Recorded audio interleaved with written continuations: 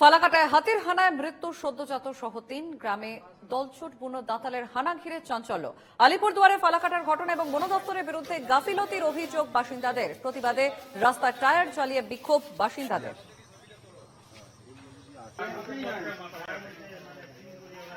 আমাদের এখানে যে ফরেস্ট ডিপার্টমেন্ট আছে এদের কিছুটা দায়বদ্ধতা আছে।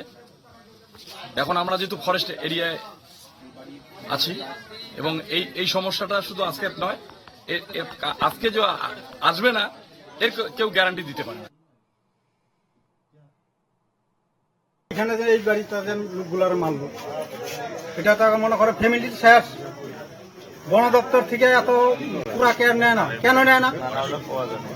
ওরা ডিউটি রাখছে, একটা গাড়ি গিয়ে চতুর্দিকে এত ঘুরতে পারে। রাত বেশি সন্ধ্যা হলে হাতির যে তাণ্ডব, এই তাণ্ডবে এখানকার বাসিন্দা যারা আছে তাদের জীবন্ত জীবন, তারা যে জীবিকা নির্বাহ করে ক্ষেত খামারি, তারা সেগুলো নষ্ট করে এবং কি টোটালটাই এটা প্রশাসনিক ব্যর্থতা। কারণ স্টাফ অফিসে যাবেন, কোনো স্টাফ নেই, 2-3টা স্টাফ দিয়ে এত বড় এলাকা কভার করা সম্ভব নয়। এবং তাদের হাতে যে আগ্নেয়াস্ত্র, তারাও সাহস পায় না আমাদের হাতে আগ্নেয়াস্ত্র যে আছে সেটা আদৌ ফায়ারিং হবে কিনা, তারাও জীবনের ঝুঁকি নিয়ে তারাও কাজ করতেছে এবং এটা টোটালটাই একটা প্রশাসনিক ব্যর্থতা আমি মনে করি।